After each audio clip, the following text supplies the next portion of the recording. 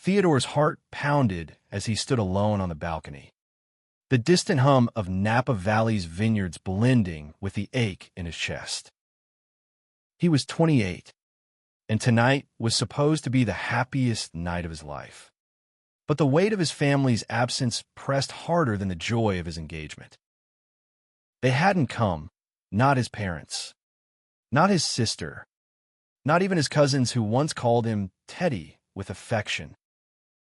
He gripped the railing, his knuckles whitening, and stared at the rolling hills bathed in the amber glow of dusk. Theodore had always known love would be a battle. Growing up in a small, conservative town in Ohio, he'd hidden who he was for years, tucking his truth behind forced smiles and careful words. But when he came out at 19, the fallout was swift and brutal. His parents' cold silence replaced their warmth, and his invitations to family gatherings, birthdays, Thanksgivings, weddings stopped coming.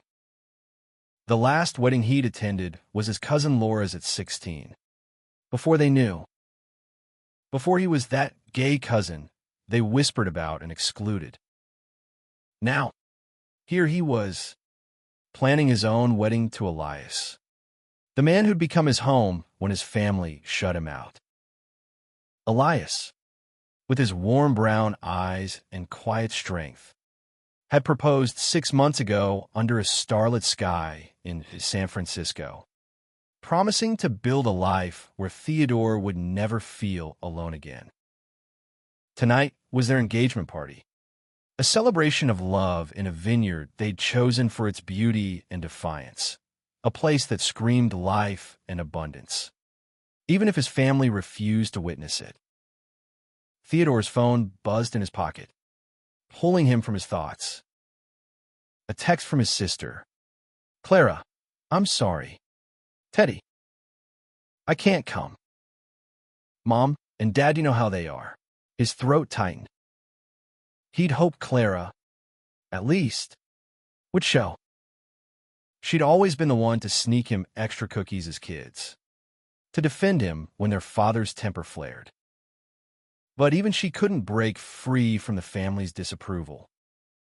"Teddy," Elias's voice, soft but steady, cut through the haze. Theodore turned to find him standing in the doorway, his cream linen suit catching the fading light. At 29, Elias was a vision, tall, with jet black hair and a smile that could unravel Theodore's darkest moments. "You okay?" Theodore forced a nod, but his eyes betrayed him, glistening with unshed tears. Elias crossed the balcony in 2 strides, his hand finding Theodore's cheek. "They don't get to ruin this," Elias said, his voice fierce with love. "This is ours." Theodore leaned into the touch, his heart steadying. "I just thought maybe one of them would show." "For me," Elias's thumb brushed Theodore's cheekbone. "They're missing out on you, Teddy. Not the other way around." The words anchored him, and Theodore pulled Elias close, their foreheads touching. The vineyard stretched endlessly before them, a reminder that love could grow even in hard soil. But as they stood there, Theodore couldn't shake the question burning in his mind. How do you celebrate love when the people who raise you refuse to see it? The engagement party buzzed below, a vibrant tapestry of their chosen family, friend from San Francisco's art scene, colleagues from Theodore's graphic design firm, and Elias's fellow teachers from the community college. Laughter and clinking glasses filled the air, but Theodore felt like an outsider in his own celebration. He and Elias descended from the balcony, hand in hand, weaving through the crowd. Fairy lights twinkled overhead, casting a warm glow over tables laden with charcuterie and local wines. "Teddy, you look like a dream," called Marissa, Theodore's best friend since college. Her sequin dress catching the light as she pulled him into a hug. She'd been there when Theodore's parents kicked him out at 20, offering her couch and endless pints of ice cream. And Elias, "You're not half bad either," she teased, winking. Elias grinned. "High praise from you, Marissa." The night unfolded with toasts and stories, each one a thread weaving Theodore and Elias closer to their guests. But every laugh felt bittersweet to Theodore, the empty chairs reserved for his family glaring like open wounds. He caught himself scanning the crowd, hoping for a familiar face, Clara, maybe, sneaking in late. But no one came. As the band struck up a slow song, Elias pulled Theodore onto the dance floor. "Dance with me," he whispered, his breath warm against Theodore's ear. They swayed together, Elias's hand firm on Theodore's waist, their bodies moving as one. For a moment, the world shrank to just them, their shared breaths. The steady rhythm of Elias's heartbeat against Theodore's chest. "You make me believe in forever," Theodore murmured, his voice barely audible over the music. Elias's eyes softened. "Good. Because I'm not going anywhere." But as they danced, Theodore's mind drifted to the wedding they were planning, a small ceremony in the same vineyard, surrounded by these same friends. He wanted it to be perfect, not just for him and Elias, but to prove something, to show his family, even in their absence, that his love was real, undeniable, and worth celebrating. He didn't know how yet, but he felt a spark of resolve ignite within him. This wedding would be unforgettable, not just for them, but for everyone who'd ever doubted them. By the time the party wound down, Theodore's heart was a battlefield of hope and hurt. He and Elias stood at the edge of the vineyard, watching guests depart under a star-streaked sky.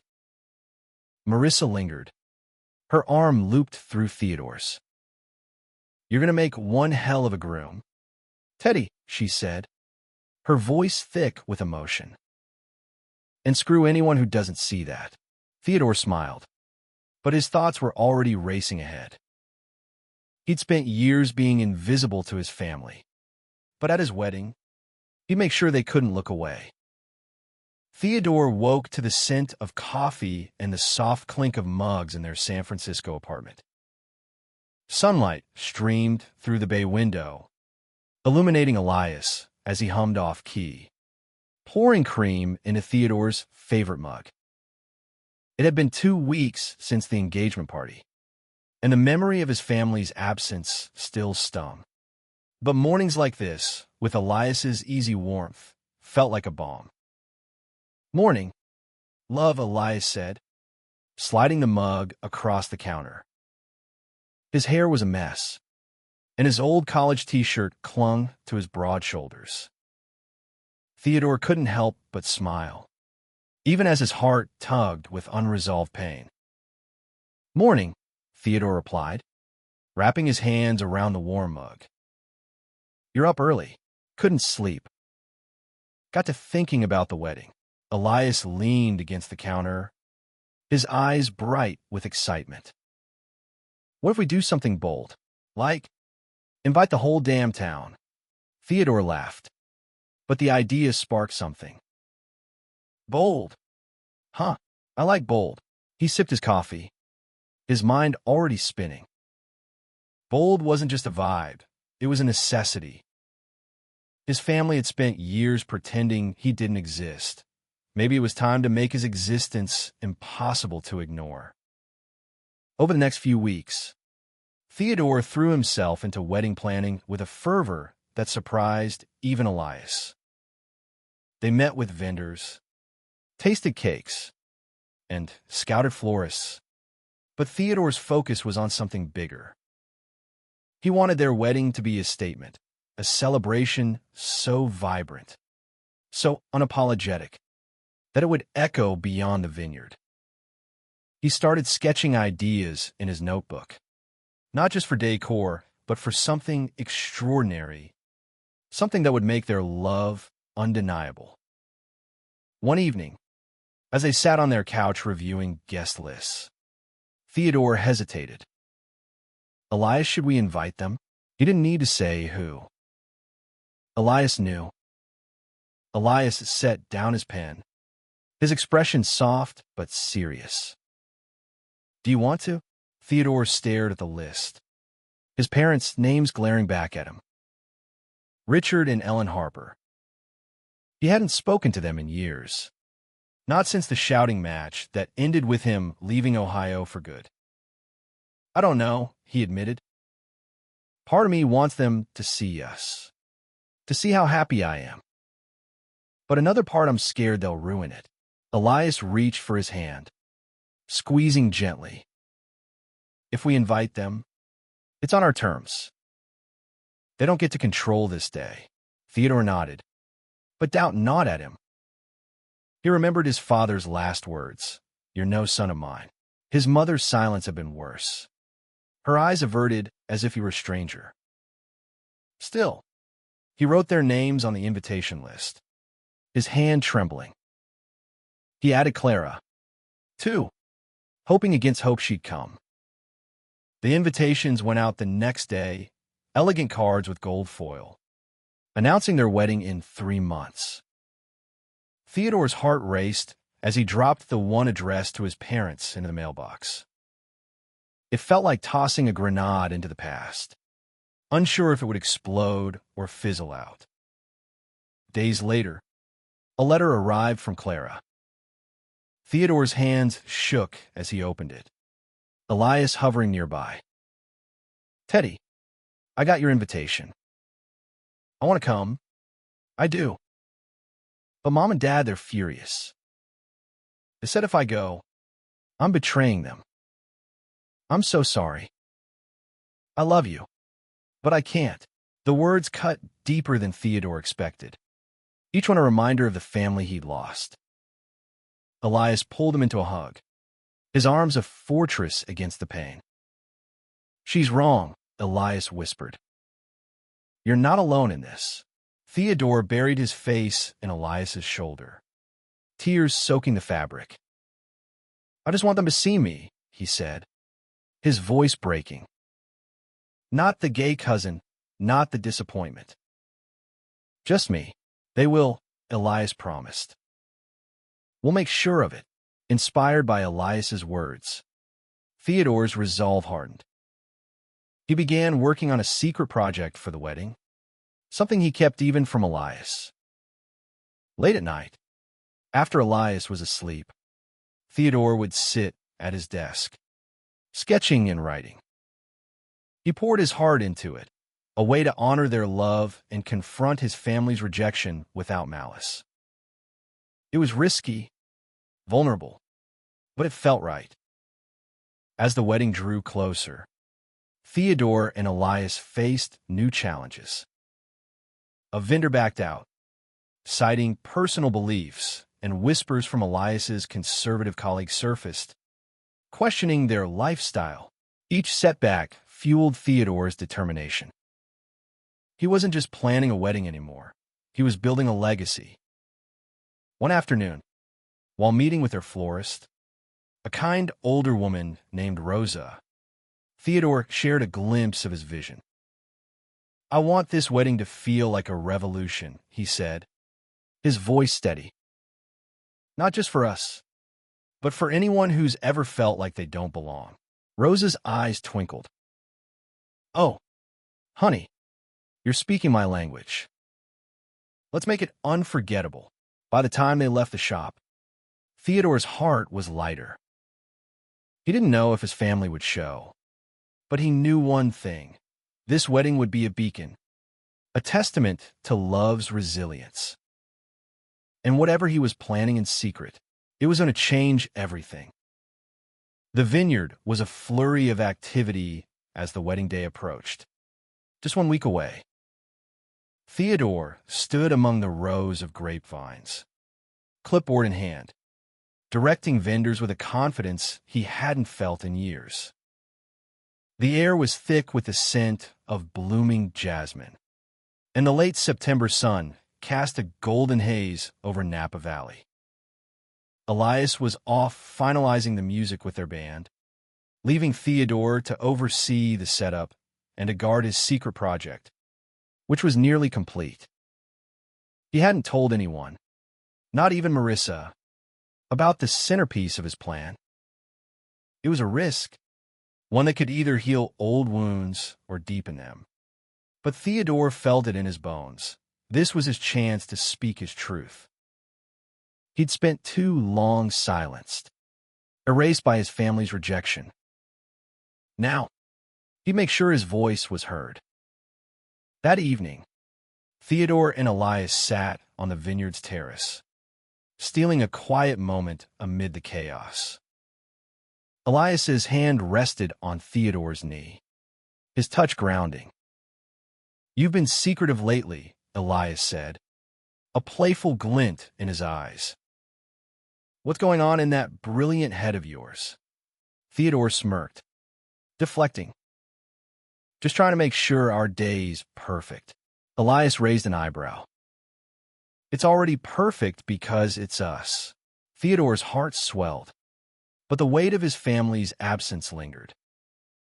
He hadn't heard back from his parents, not even a curt refusal. The silence was louder than any argument. Still, he held onto a sliver of hope, imagining them showing up, seeing him in his navy suit, radiant and in love. He shook the thought away. Hope had burned him before. The next day, a surprise arrived, a small package from Clara. Inside was a photo from their childhood, Clara and Theodore, gap-toothed and grinning, holding ice cream cones at a county fair. A note was tucked beside it. "I found this in my old albums. I miss you, Teddy. I'm trying." No promise to attend, but it was something. Theodore clutched the photo, his chest tight with a mix of love and grief. He showed it to Elias, who studied the image with a soft smile. "You were a cute kid," he said. "Still are." Theodore laughed, but his mind was racing. Clara's gesture felt like a crack in the wall between them. Maybe, just maybe, she'd come. He tucked the photo into his wallet, a talisman against the uncertainty. As the weeks sped by, Theodore's secret project took shape. He worked with Rosa, the florist, and a local artist named Javier, who'd become a friend through the planning process. Javier's studio was a haven of color and chaos, filled with canvases and sculptures. "You sure about this, Theo?"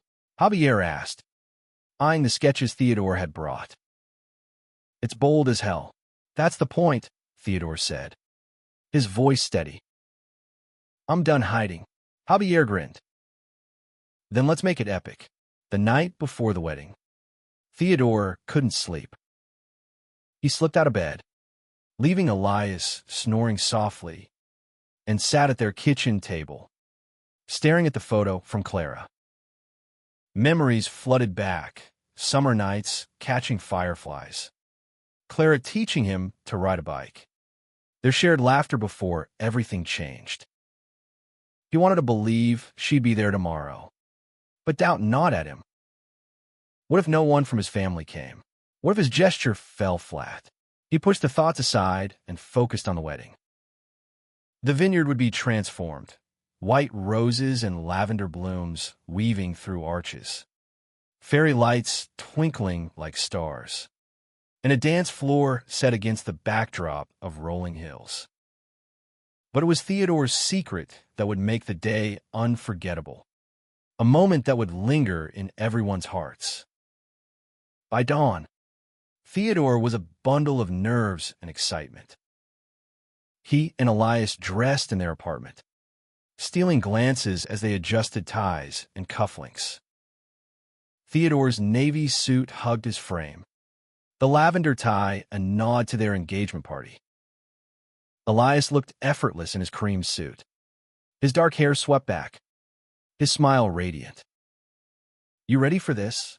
Elias asked, straightening Theodore's collar. Theodore took a deep breath. "More than I've ever been." They arrived at the vineyard hand in hand, greeted by Marissa, who was coordinating with the efficiency of a general.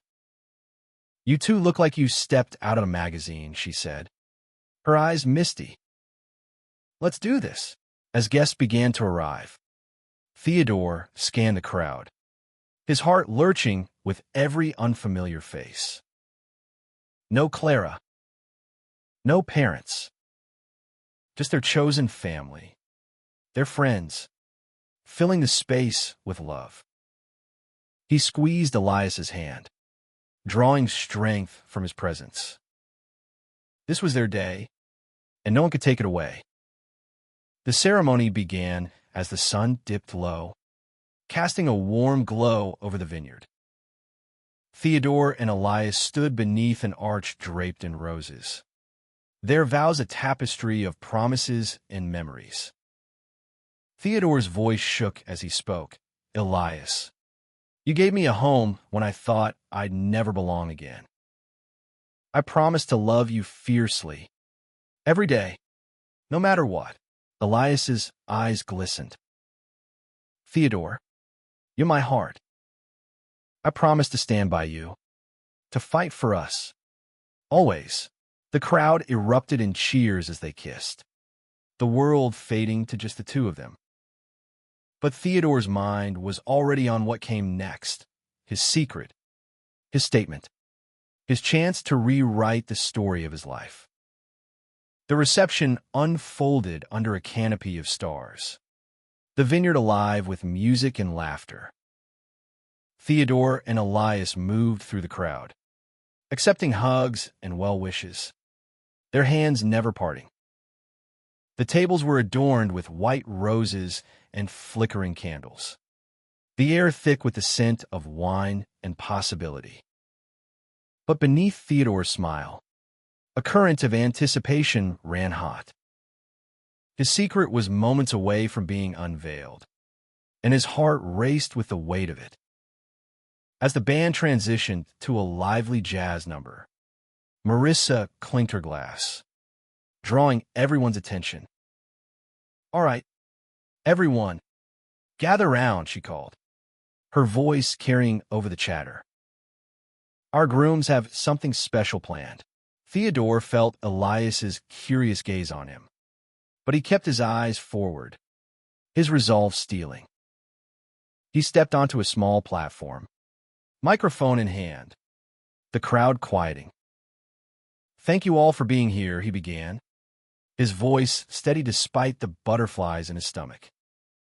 "This day means everything to us, not just because we're starting our life together, but because you're here to witness it. You're our family." The crowd murmured in agreement, and Theodore's chest tightened. He glanced at Elias, who stood at his side, a question in his eyes, but unwavering support in his stance. Theodore took a breath. "There's something I need to share, something I've been working on. It's for us, for everyone here, and for those who aren't." He nodded to Javier, who stood near the back with a projector. The lights dimmed, and a screen lit up behind Theodore, casting a soft glow over the vineyard. Gasps rippled through the crowd as the first image appeared, a black and white photo of Theodore at 5, grinning with Clara at that county fair, ice cream dripping down their chins. The next was Theodore at 16, awkward in a suit at his cousin's wedding. The last one his family invited him to. Then came photos of his life since moving to San Francisco, meeting Elias, their first date at a foggy pier, their engagement under the stars. The images were part of a short film Theodore had crafted with Javier, a montage of his life set to a haunting piano melody. But it wasn't just a highlight reel. As the photos faded, words appeared on the screen. Theodore's voice narrating, "I was 19 when I told my family who I am. They didn't want to hear it. They stopped inviting me to weddings, to holidays, to their lives. But love doesn't need their permission." The crowd was silent, hanging on every word. Theodore's voice cracked as he continued. Live now, the microphone trembling in his hand. "I spent years thinking I was the problem, that my love was wrong. But standing here with Elias, with all of you, I know it's not. Love is never wrong." The screen shifted to a new set of images, other couples, other stories. A lesbian couple from their art scene, holding hands at a protest. A trans friend, beaming at their name change celebration. Strangers Theodore had found through Javier's community work, all part of the LGBTQ plus community, all radiant in their joy. The message was clear. This wasn't just Theodore's story. It was everyone's. "I made this," Theodore said, his voice rising, "because I want the world to see what my family couldn't. Love is a gift, and no one gets to take it away." The film ended with a shot of Theodore and Elias at their engagement party. Foreheads touching, the vineyard glowing behind them. The words "Love wins" faded in, simple and bold. The crowd erupted in applause, some wiping tears, others cheering.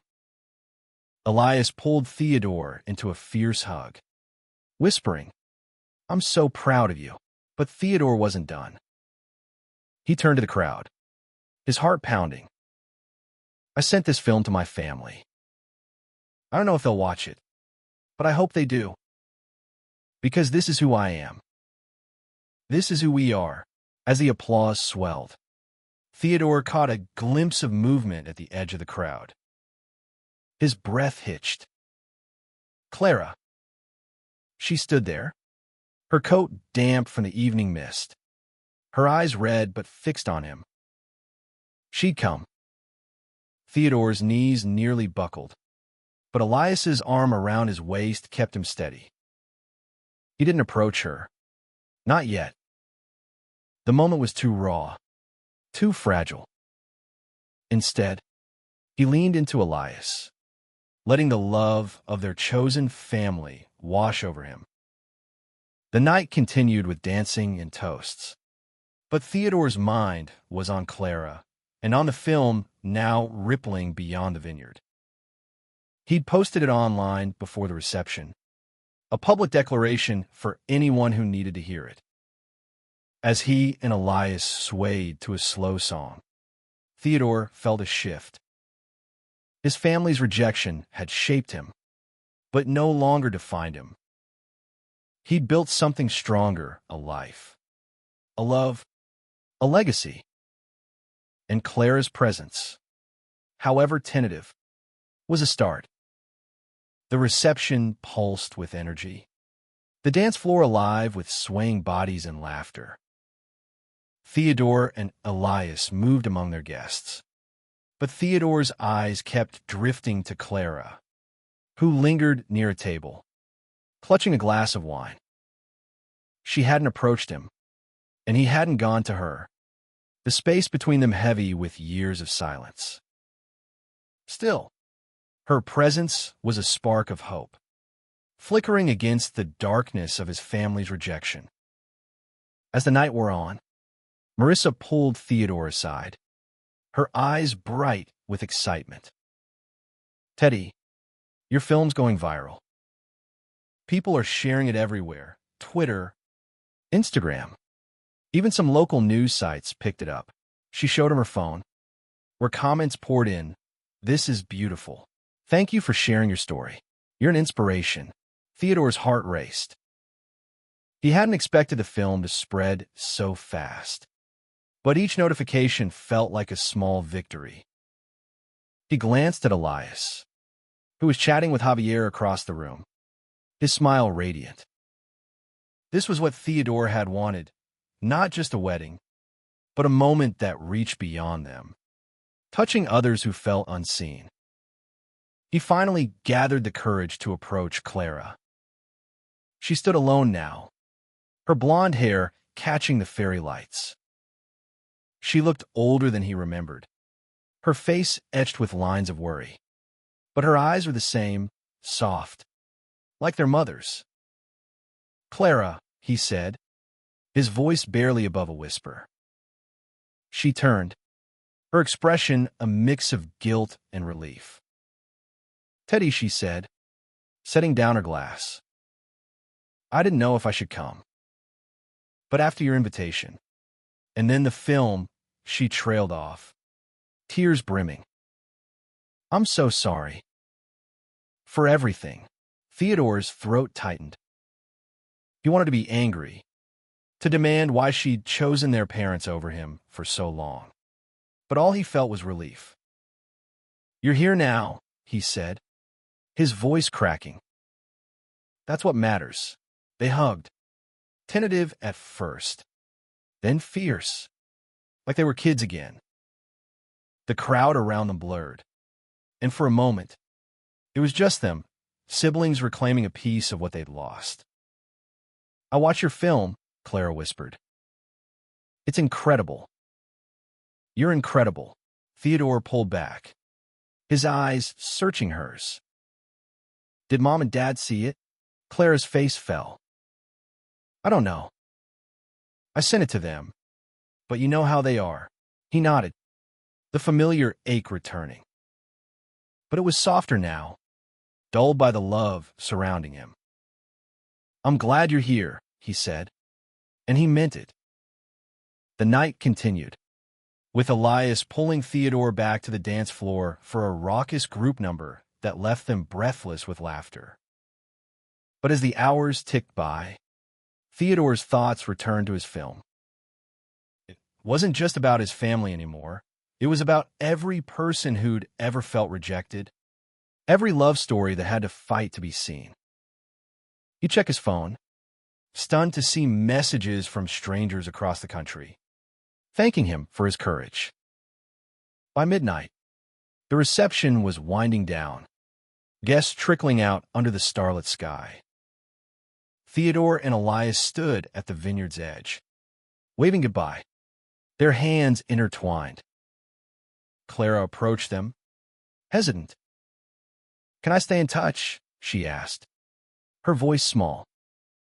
Theodore smiled, his heart full. "Yeah, I'd like that." As she left, promising to call, Theodore felt a weight lift. He didn't know if his parents would ever come around, but Clara's presence was a start. And the film, his bold, vulnerable gift to the world, was already making waves. He leaned against Elias, the cool night air wrapping around them. "You changed the world tonight." "Teddy," Elias said, kissing his temple. Theodore laughed softly.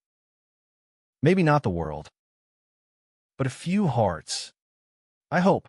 They stayed there, watching the last guest depart, the vineyard quiet except for the rustle of leaves. Theodore's mind was already turning to the future, their life together, the impact of their story. He'd spent years feeling invisible, but tonight, he'd made himself seen. And he wasn't done yet. The next morning, as they packed up to head back to San Francisco, Theodore's phone buzzed with a new email. It was from a local LGBTQ+ organization, inviting him to speak at their annual gala. They'd seen the film, they said, and wanted to honor his story. Theodore showed it to Elias, his eyes wide. "Look at you." "A celebrity," Elias teased, pulling him close. Theodore grinned, but his heart was racing. This was just the beginning. His wedding had been more than a celebration. It was a declaration, a spark that could ignite change. And he was ready to keep it burning. The weeks following the wedding were a whirlwind. Theodore and Elias settled into married life in their San Francisco apartment. Their days filled with quiet moments, cooking dinner together, stealing kisses over coffee, planning their honeymoon to Greece. But the impact of Theodore's film lingered, rippling far beyond the vineyard. It had been shared thousands of times, sparking conversations in online forums, community centers, and even news segments. Strangers reached out, sharing their own stories of rejection and resilience. And Theodore read every message, his heart swelling with purpose. One evening, as they curled up on the couch, Elias scrolled through his phone, reading comments aloud. "Listen to this one. Your film gave me the courage to come out to my parents. They didn't take it well, but I know I'm not alone. Teddy, you did that." Theodore's eyes stung. "We did that," he corrected, squeezing Elias's hand. "I couldn't have made it without you." Elias kissed him, soft and slow. "We're a team. Love." But not everything was easy. Theodore's parents hadn't responded to the film, their silence a familiar wound. Clara, though, had kept her promise to stay in touch, texting him photos of her life in Ohio, her dog, her new apartment, small glimpses of the sister he'd missed. Their conversations were tentative, but each one felt like a step toward healing.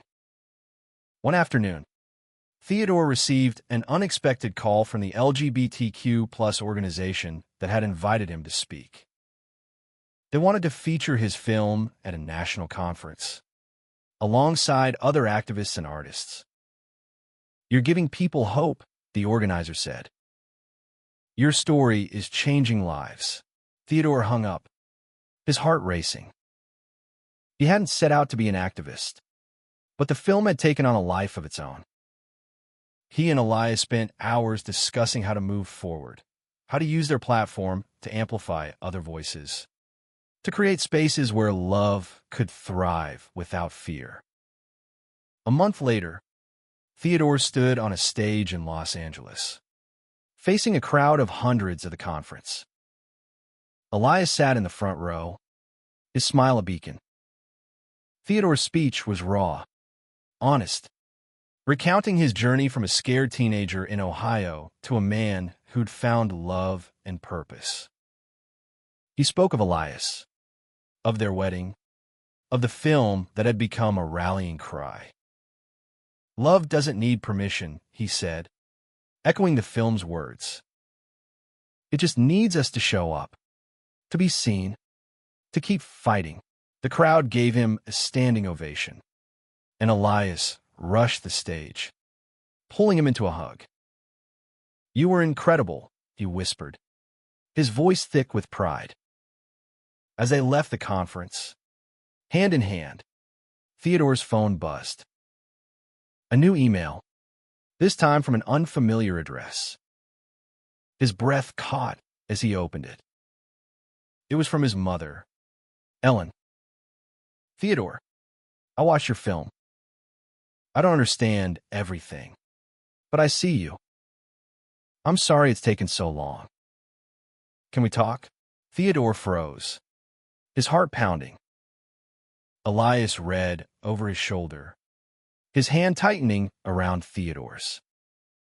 "What do you want to do?" he asked gently. "I don't know," Theodore admitted. The apology was more than he'd ever expected, but it was fragile, uncertain. He thought of the years of silence, the pain of being erased. But he also thought of Clara, of the slow rebuilding of their bond. Maybe this was another step. He typed a reply, his fingers trembling. "Mom, I'd like that. Let's start slow." He hit send, his chest tight with hope and fear. It wasn't forgiveness. Not yet. But it was a beginning. As they walked through the bustling streets of Los Angeles, Theodore felt lighter than he had in years. His wedding had been a turning point, not just for him and Elias, but for everyone his story touched. He'd spent so long feeling like he didn't belong, but now he was building a world where love was enough. He looked at Elias, whose eyes sparkled under the city lights. "Thank you," Theodore said, his voice soft. "For believing in me." Elias grinned, pulling him close. "Always, Teddy." Always. They stood there, wrapped in each other, the future stretching out before them. Theodore didn't know what would happen with his family, but he knew one thing. He and Elias had created something unforgettable. Their love, their story, their courage, it was a light that would keep burning, for them and for anyone who needed it.